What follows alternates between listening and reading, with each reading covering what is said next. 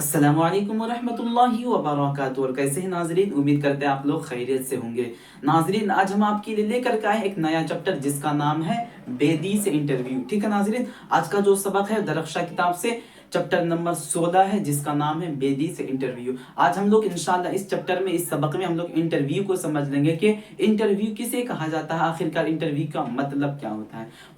वो हम लोग बाद में समझ लेंगे, लेकिन सबसे पहले आइए हम लोग इस चैप्टर की जो मुसन्निफ है, जो राइटर है, उसके बारे में सबसे पहले जानना जरूरी होता है, इसलिए हम लोग सबसे पहले उनके बारे में जान लेते हैं। ठीक है नाज़रीन, तो आइए बिला ताखिर मुसन्निफ की तरफ बढ़ते हैं। देख लीजिए क्या बोलते हैं, चैप्टर नंबर 16 बेदी से इंटरव्यू। बेदी से इंटरव्यू लिया गया था। ये इंटरव्यू कब लिया गया था, यहाँ देख लीजिए 6 जुलाई 1984 को, 6 जुलाई 1984 को बेदी साहब से ये इंटरव्यू लिया गया था। ठीक है नाज़रीन, तो इस चीज को याद रखिएगा। तो ये जो बेदी साहब जो थे, इसका असल नाम देख लेते हैं। इस चैप्टर के मुसन्निफ भी बेदी साहब ही है। ठीक है, बेदी साहब ने खुद अपने क्या बोलते हैं इंटरव्यू को बयान किया इस किताब में। तो देख लीजिए इसका नाम, बेदी साहब का असल नाम क्या है, देख लीजिए मुसन्निफ राजेंद्र सिंह बेदी। उसका असल नाम क्या है, राजेंद्र सिंह बेदी। उसकी पैदाइश देख लीजिए, पैदाइश 1 सितंबर 1915 को लाहौर में हुई थी। ये लाहौर जो है ना पाकिस्तान में, कराची पाकिस्तान में, ठीक है ना, 1 सितंबर 1915 को लाहौर में हुई थी। वह मशहूर अफसाना निगार, कौन, ये बेदी साहब जो है, ये बहुत ही बड़े मशहूर अफसाना निगार है। अफसाना की दुनिया में इसका नाम बहुत ही ज्यादा मशहूर और मारूफ है। ठीक है नाज़रीन, अब देख लेते हैं। उनका पहला अफसाना महारानी का तोहफा, क्या है, उनका पहला अफसाना महारानी का तोहफा है। पहला अफसानवी मजमुआ दाना व दाम है। उनका पहला अफसाना महारानी का तोहफा और पहला अफसानवी मजमुआ दाना व दाम। देखिए अफसानवी मजमुआ का मतलब क्या होता है। अफसानवी मजमुआ का मतलब ये होता है कि आपने बहुत सारे अफसाना को लिख करके एक किताब में सबको जमा कर दिया, तो अब वो एक अफसाना नहीं बल्कि अफसानों का मजमुआ हो जाएगा। जब एक अफसाना लिखे थे तो वो महारानी का तोहफा था, लेकिन जब बहुत सारे अफसानों की किताब में जमा किए तो दाना व दाम था।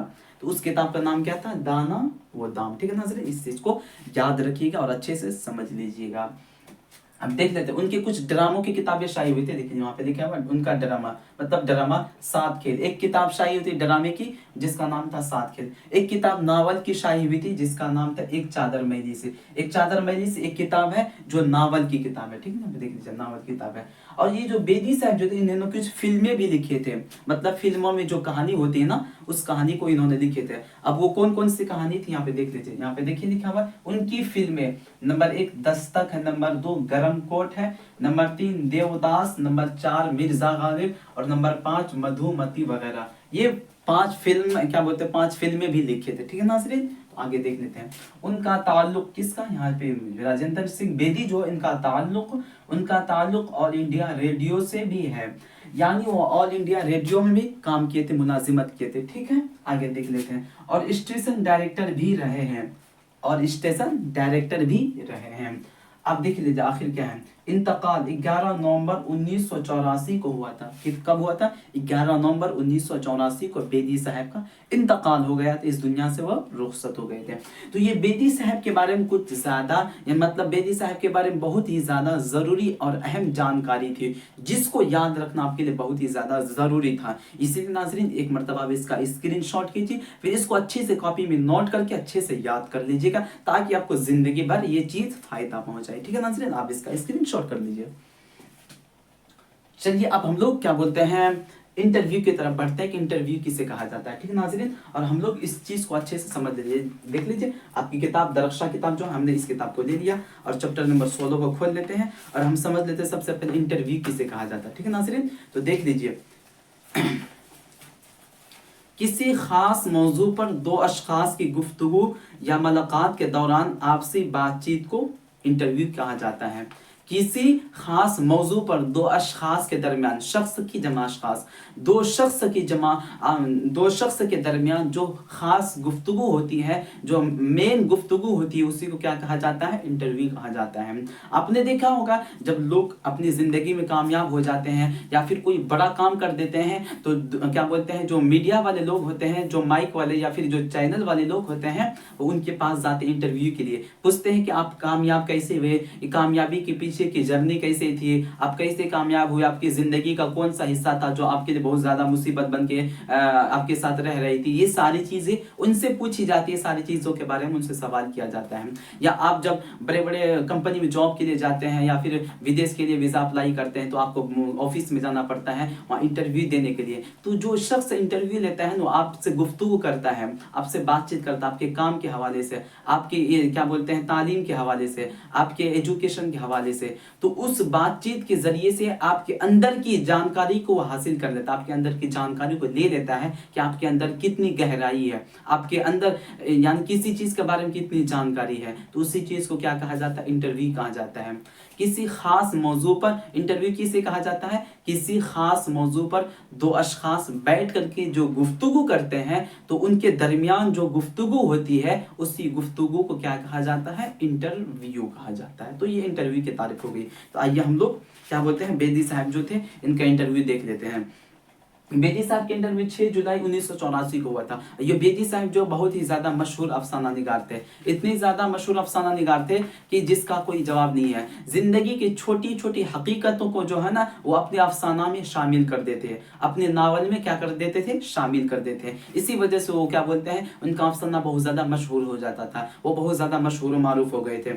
ये बेदी साहब जो थे ना इतने बड़े अफसाना निगार थे, जिस तरह एक क्या बोलते हैं पत्थर तराश नहीं होता, जो पत्थर काटता है, जो पत्थर तराशता है, पत्थर तराश पत्थर के छोटे छोटे टुकड़ों को अपनी छेनी हथौड़ी से तराश तराश करके एक खूबसूरत ढांचा में बदल देता है, एक खूबसूरत शक्ल में बदल देता है। यानी एक पत्थर को अच्छे से सजा सजा करके काटता है, उसको मूर्ति बना देता है या उसको कोई अच्छा सा अजूबा बना देता है। तो किस तरह वो इंसान उसको तराश करके उसके खूबसूरत रंग दे दे, एक पत्थर को रंग दे देता है। इसी तरह वो जो बेदी साहब जो थे एक कहानी को अच्छे से तराशते थे, अच्छे से बना बना करके लोगों के सामने पेश कर देते थे, इसलिए लोग उसकी कहानी को बहुत ज्यादा पसंद करते थे। ठीक है नाज़रीन, तो आज के सबक की शुरुआत एक शेर से करते हैं। कहते हैं कि ना कर तकदीर का शिकवा मुकद्दर आजमाता जा, ना कर तकदीर का शिकवा मुकद्दर आजमाता जा, मंजिल मिलेगी खुद ब खुद बस कदम आगे बढ़ाता जा। और मत थक कर बैठ ए मंजिल के मुसाफिर, एक दिन मंजिल भी मिलेगी और मिलने का मजा भी आएगा। ठीक है नाज़रीन, तो एक दिन आपको मंजिल भी मिलेगी और मिलने का मजा भी आएगा, लेकिन शर्त है उसके लिए क्या है कि आपको कदम आगे बढ़ाता रहना पड़ेगा, कदम रोकना नहीं है। जिस दिन कदम रोक लेंगे उस दिन आपकी कामयाबी रुक जाएगी। इसलिए जिंदगी में कभी हार मत मानिए, ठीक है, बस कदम आगे बढ़ाते जाइए, इंशाल्लाह मंजिल मिल जाएगी। तो आइए ज्यादा बातचीत ना करते हुए इंटरव्यू की तरफ बढ़ते हैं। ऐसे देख लीजिए आपके सबक की शुरुआत हो जाती है। ठीक है नाज़रीन, और ये जो बेदी साहब जो है इससे दो शख्स आए थे इंटरव्यू करने के लिए। इसका नाम एक का नाम था इस्मत चुगताई और एक का नाम था फैयाज रिफात। ठीक है नाज़रीन, एक का नाम था इस्मत चुगताई, एक का नाम था फैयाज रिफात। इस्मत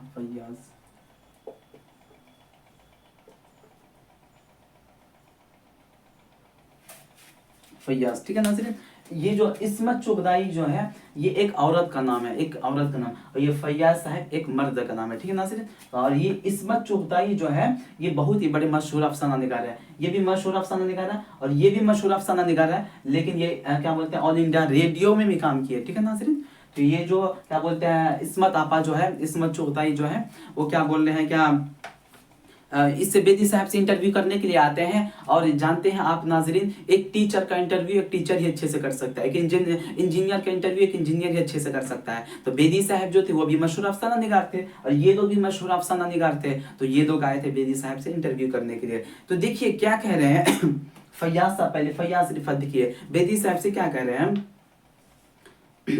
बेदी साहब हम लोग ऑल इंडिया रेडियो से हाजिर हुए हैं, पे देख लीजिए लिखा हुआ है। बेदी साहब से फैयाज साहब क्या कह रहे हैं कि बेदी साहब हम लोग ऑल इंडिया रेडियो से हाजिर हुए हैं और आपका ताल्लुक भी ऑल इंडिया रेडियो से रहा है। 1984 में, कितने में, 1948 में, 1948 में आप स्टेशन डायरेक्टर भी रहे हैं, लेकिन इससे अलग आपका एक मर्तबा है, बड़ा कद है। उर्दू अफसाने में आपका नाम बहुत ही ज़्यादा मशहूर मारूफ है।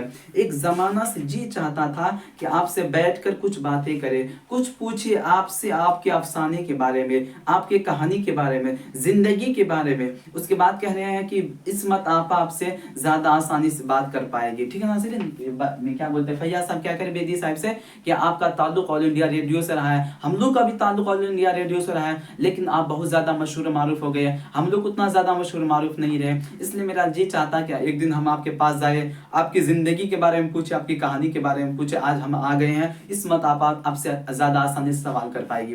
तो बेदी साहब क्या कह रहे हैं, बेदी साहब कहते हैं ठीक है इसमत आपा शुरू करेगी और मैं जवाब दूंगा, यानी सवाल शुरू करेगी मैं जवाब दूंगा। उसके बाद इसमत आपा सवाल शुरू कर देती है कि बेदी साहब एक दफ़ा एक साहब मेरे पास आए और कहने लगे कि राजेंद्र सिंह बेदी की ज़बान के बारे में आपका क्या ख्याल है। मैंने कहा कि बहुत कम और छोटे छोटे जुमलों में बहुत कुछ कह जाते हैं। क्या कहते हैं, इसमत आपा क्या कहते हैं कि एक मरतबा एक शख्स मेरे पास आए और आप बेदी साहब आपके बारे में सवाल करना पूछ रहे थे कि बेदी साहब के बारे में आपका क्या कहना है। इसमत आपा कहती है मैंने कहा कि बेदी साहब कम छोटे छोटे जुमलों में छोटे छोटे बातों में बहुत कुछ कह जाते हैं। ठीक है नाज़रीन, तो बेदी साहब क्या कह रहे हैं कि इसमत जी ये आपकी नवाजिश है, शुरू में तो बहुत ज़्यादा खामी थी, आहिस्ता आहिस्ता मैंने उसे ठीक कर दिया, उसे दूर कर दिया। यानी शुरू में उर्दू बोलने में बहुत गलती होती थी, लेकिन आहिस्ता आहिस्ता मैंने उसे अच्छा कर लिया। ठीक है नाज़रीन, तो अब इसमत आपा क्या कह रही है, इसमत आपा बेदी साहब से कहते बेदी साहब मैं समझती हूँ वो कोई खामी नहीं थी, मैं समझती हूँ वो कोई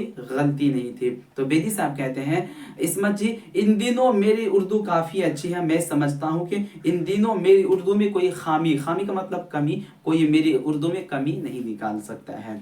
अब देखिए फिर क्या कह रहे हैं फैयाज साहब, ये जो फैयाज साहब है, अब फैयाज साहब बेदी साहब से कहते हैं अच्छा बेदी साहब मैं समझता हूँ लाहौर में जब आप पोस्ट ऑफिस में काम करते थे उस जमाने ही में आपने पहला अफसाना लिखा था, तो अफसाना लिखने की तहरीक आपको कैसे मिली थी और वो अफसाना कौन सा था और वो कहाँ शाई हुआ था।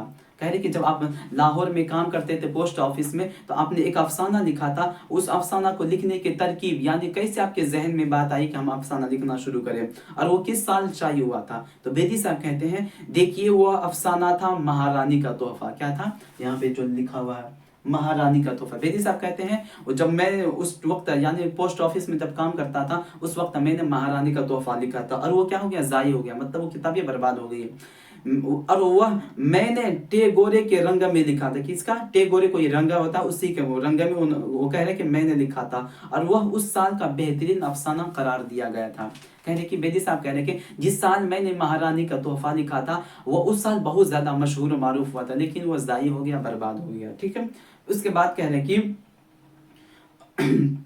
उसके बाद देखिए क्या कह रहे हैं, हम ज्यादा बातचीत नहीं करेंगे, थोड़ा जो जरूरी है ना वही बातचीत कर देते हैं। ठीक है नाज़रीन, उसके बाद कहने कि ये इसमत आपा क्या बोलते हैं, इसमत आपा जो ये इसमत आपा फैयाज साहब से क्या कह रहे हैं कि नहीं बेदी साहब से क्या कह रहे हैं कि बेदी साहब अच्छा एक कहानी आपने लिखी थी। क्या कह रहे हैं कि इसमत आपा बेदी साहब से कहते हैं बेदी साहब अच्छा आपने एक कहानी लिखी थी जो बहुत ही ज्यादा खूबसूरत कहानी थी। वो कहानी ये थी कि एक लड़की होती है जो बहुत ही ज्यादा खूबसूरत और हसीन और जमील होती है। वो लड़की रास्ते से कहीं जा रही होती है तो एक बूढ़ा शख्स जो था उसके पीछे पीछे जाने लगता है। वो लड़की बहुत ज्यादा खूबसूरत थी तो वो बूढ़ा शख्स उसके पीछे पीछे जाने लगा। जब उस लड़की को मालूम हुआ कि ये बूढ़ा शख्स मेरा पीछा कर रहा है तो लड़की बहुत ज्यादा गुस्से में आ जाती है। ठीक है नाज़रीन, बहुत ज्यादा गुस्से में आ जाती है और वो समझ नहीं आ पाती वो लड़की के आखिरकार ये शख्स मेरा पीछा क्यों कर रहा है। बाद में उस लड़की को पता चलता है कि ये बूढ़ा शख्स अपने बेटे का पैगाम लाता है। किसका पैगाम, अपने बेटे का पैगाम, मतलब ये कि बेटे की शादी का पैगाम लेकर के जाता उस लड़की के पास,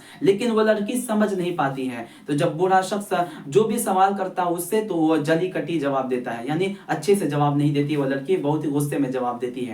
तो एक रिश्ता आता है वहां पे उस लड़की की क्या हो जाती है, शादी हो जाती है। जब फाइनली शादी हो जाती है तो कोई आता है और आकर के कहता है बेटा तुम बहुत ज्यादा खूबसूरत हो, बहुत ज्यादा अच्छी हो, हसीन हो, जमील हो, तंदुरुस्त रहो, जीती रहो। जब वो लड़की चेहरा उठा करके मुंह उठा करके देखती है क्या देखता है कि वही बूढ़ा शख्स उसके सामने खड़ा है।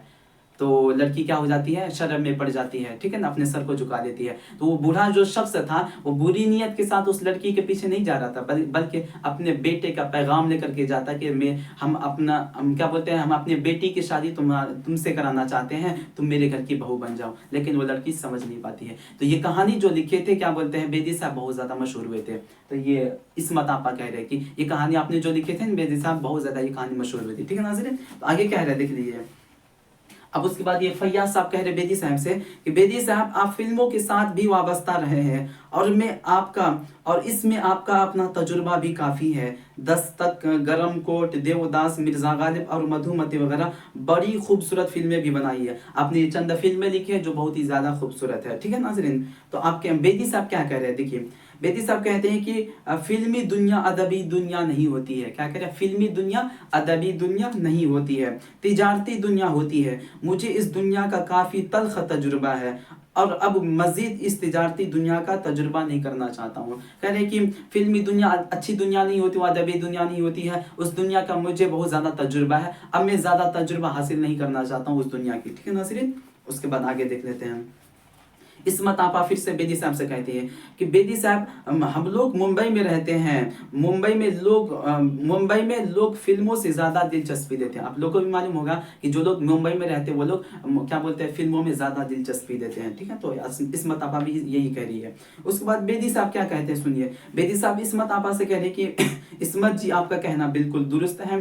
क्योंकि मुंबई का बाजार ही फिल्मी है, लोगों की अक्सरियत का मिजाज भी फिल्मी है। मेरी कहानियों पर भी फिल्में बनी है, लेकिन मैं फिल्म बीनी का शौकीन नहीं हूँ। या मेरी कहानियों पर फिल्म बनी है लेकिन मैं फिल्म बीनी कहते हैं फिल्म देखने को, मैं फिल्म देखने का शौकीन नहीं हूँ, मैं देखता नहीं हूँ फिल्म। ठीक है नाज़रीन, ये बेदी साहब कह रहे हैं। और कह रहे आगे क्या कह रहे हैं, देखिए। अब ना तो महबूब जैसे डायरेक्टर रहे और ना याकूब जैसा कैरेक्टर रहा। कह ना महबूब जैसा डायरेक्टर रहा और ना याकूब जैसा कैरेक्टर रहा। अब तो कैरेक्टर और अदाकारों के मुताबिक कहानी क्या बोलते लिखने वाले मुंबई के बाजार में पाए जाने लगे हैं। पहले क्या होता था, देखिए पहले क्या होता था, पहले कहानी पर फिल्म बनती थी, अब फिल्मों के ऊपर कहानी बनती है। यानी पहले कोई भी हीरो होता था ना, तो आप उसको जो किरदार दे दीजिएगा, जो कैरेक्टर दे दीजिएगा, उसी के ऊपर वो रोल निभाता था। लेकिन अब क्या हो रहा है कि जो हीरो जैसा होता है उसको वैसे ही किरदार दिया जाता है कि आप इस किरदार को अच्छे से कीजिए। ठीक है नाज़रीन, ये बेदी साहब बताना चाह रहे हैं। उसके बाद फैयाज साहब करेंगे, बेदी साहब आपके ड्रामों का भी एक मजमुआ मौजूद है, सात खेल। ठीक है ना, ये ड्रामे का जो मजमुआ है।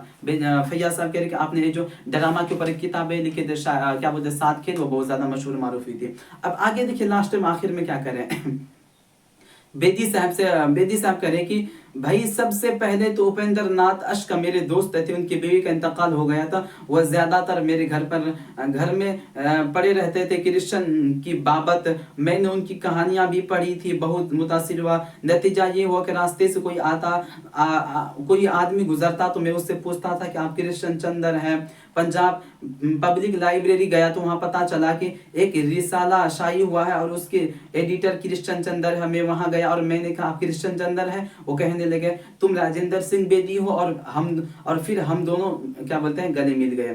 तो इस कहानी इस बात यहाँ क्या बोलते हैं, यहाँ पे ये कहना चाहते बेदी साहब कि एक शख्स था उपेंद्र नाथ, ठीक है ना, उपेंद्र नाथ एक शख्स था, और क्या बोलते हैं कृष्ण चंद्र एक शख्स था। उन्होंने एक किताबें लिखी थी, तो वो किताबें बहुत ज्यादा मशहूर हुई थी। जब बेदी साहब उस किताब को पढ़े थे ना, तो किताब को पढ़ने के बाद बहुत ज्यादा खुश हुए। तो बेदी साहब का ख्याल था कि जो किताब लिखे हैं, जो शख्स इस किताब को लिखे हैं, मैं उससे मिलना चाहता हूँ, मैं उससे गले मिलना चाहता हूँ। तो बेदी साहब एक मरतबा पंजाब लाइब्रेरी गए। कहाँ? पंजाब लाइब्रेरी गए। वहां जैसे ही वहां पे पहुंचे तो वही शख्स कौन कि कृष्ण चंद्र उसको मिल जाता है वहीं पे, और दोनों आपस में गले मिल लेते हैं और फिर दोनों बहुत ज्यादा खुश हो जाते हैं। ठीक है नाज़रीन, तो ये सबक आपका यहीं पे खत्म हो जाता है, इंटरव्यू यहाँ पे खत्म हो जाता है। अब हम लोग आते हैं सवालात की तरफ, देख लीजिए सवाल जवाब शुरू हो जाता है। ठीक है नाज़रीन, तो आइए हम लोग सवाल जवाब को पढ़ लेते हैं। नाज़रीन उससे छोटा सा रिक्वेस्ट है, इससे पहले अगर ये वीडियो आपको पसंद आ जाए तो हमारे वीडियो को लाइक और हमारे चैनल को सब्सक्राइब जरूर कीजिएगा, ताकि हम आपके लिए रोजाना एक नया वीडियो लेकर के हाजिर हो सके। ठीक है नाज़रीन,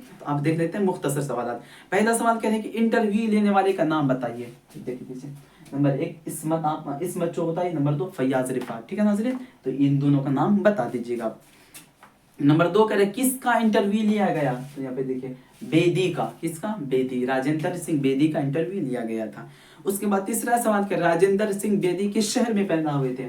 देख लीजिए, राजेंद्र सिंह बेदी कराची के क्या पाकिस्तान के लाहौर में पैदा हुए थे। ठीक है ना, पाकिस्तान के लाहौर में, या फिर लाहौर पाकिस्तान में पैदा हुए थे। उसके बाद चौथा सवाल करेंगे बेदी के पहले अफसाने का नाम क्या है। यहाँ पे देख लीजिए, बेदी के पहले अफसाने का नाम क्या है? महारानी का तोहफा। यहाँ पे लिखा उनका पहला अफसाना महारानी का तोहफा, तो पहला अफसाने का नाम क्या है? महारानी का तोहफा। उसके बाद सवाल नंबर 5 करें कि बेदी की मौत कब हुई थी, तो देख लीजिए 11 नवंबर 1984 को बेदी की मौत हुई थी। उसके बाद मुख्तसर सवालात कह रहे हैं, क्या कह रहे हैं राजेंद्र सिंह बेदी की तारीख पैदाइश बताइए। तारीख पैदाइश 1 सितंबर 1915 को राजेंद्र सिंह बेदी पैदा हुए थे। उसके बाद कह रहे हैं बेदी ने किन किन दफ्तर में काम किया, तो यहाँ पे देख लीजिए वो ऑल इंडिया रेडियो में भी काम किया और स्टेशन डायरेक्टर भी रहे, ठीक है ना, ऑल इंडिया रेडियो में भी काम किया और स्टेशन डायरेक्टर भी रहे। उसके बाद करें बेदी लाहौर के किस महकमा में काम करते थे, तो बेदी लाहौर के पोस्ट ऑफिस में, किसमें, पोस्ट ऑफिस में काम किया करते थे, ठीक है। उसके बाद करें इस्मत आपा की शख्सियत पर 5 जुमले लिख दिए। ये जो इस्मत आपा है इसके ऊपर 5 जुमले लिखिए। कैसे लिखिएगा, इस्मत आपा बहुत ज्यादा मशहूर मारूफ अफसाना निगार है, उन्होंने बहुत ज्यादा किताबें लिखी, बहुत ज्यादा अफसाना लिखा, उसके अफसाने बहुत ज्यादा खूबसूरत होते थे। इस तरह से आपको 5 जुमले बना करके लिख देना है, ठीक है नाज़रीन। उसके बाद सवाल नंबर 5 करके बेदी और क्रिश्चियन की पहली मुलाकात कहाँ हुई, तो हम अभी आपको बताएं बेदी और क्रिश्चियन की पहली मुलाकात पंजाब के लाइब्रेरी में हुई थी। कहाँ पे, पंजाब के लाइब्रेरी में हुई थी। उसके बाद मुख्तसर सवालात खत्म हो जाते हैं। यहाँ से आपका तवील सवालात शुरू हो जाता है, ठीक है नाज़रीन। तवील सवालात में सबसे नीचे देख लीजिए, यहाँ पे लिखा हुआ है मुंदरजा से लफ्जों की जमा बनाकर लिखे, लफ्जों की जमा बना करके लिखिए। तो आपको पता वाहिद जमा किसे कहते हैं, वाहिद एक को कहते हैं और जमा एक से जायद को कहते हैं। एक चीज हो तो वाहिद हो जाती है, एक से जितनी भी सारी चीजें बढ़ जाए तो जमा हो जाती है। जैसे एक मार्कर है तो वाहिद, अगर 10 मार्कर हो जाएगा तो जमा, तो वाहिद एक को, जमा एक से ज्यादा को। तो शख्स की जमा क्या होती है, अशखास। नाज़रीन यहाँ पे जगह की कमी है और वीडियो भी ज़्यादा लंबा हो जाएगा, इसलिए हम आपको लिख के नहीं बता सकते, ठीक है नाज़रीन। हम सिर्फ ज़बान से आपको दे रहे हैं। अब इसको कॉपी में लिख लीजिएगा। इंशाल्लाह हो सके तो हम वाहिदों पर, जमा के ऊपर एक और वीडियो बना देंगे। हम एक वीडियो बना चुके हैं, आप वाहिद और जमा का वीडियो वहाँ जाकर के देख लीजिए। इंशाल्लाह आपको हर एक चीज़ समझ में आ जाएगी, ठीक है नाज़रीन। हम सिर्फ आपको यहाँ पे ज़बान से बता देते हैं। शख्स की जमा अशखास, क्या है, अशखास। अदब की जमा है आदाब, क्या है, आदाब। सनफ की जमा है असनाफ, क्या है, असनाफ। हकीकत की जमा है हकाइक, क्या है, हकाइक। उसके बाद अंसर की जमा अनासिर, क्या है, अनासिर। उसके बाद हिस्सा की जमा है हिस्स, क्या है, हिस्स। उसके बाद कैफियत की जमा है कैफियात, क्या है, कैफियात। उसके बाद तखय्युल, तखय्युल का मतलब होता है ख्यालात, तखय्युल की जमा क्या होती है, तखय्युलात, क्या है, तखय्युलात। तो नाज़रीन आपका ये सबक यहीं पे ख़त्म हो जाता है। फिर किसी नए वीडियो में मिलते हैं, तब तक के लिए आप अपना ख्याल रखिएगा। खुदा हाफिज़, अस्सलाम वालेकुम।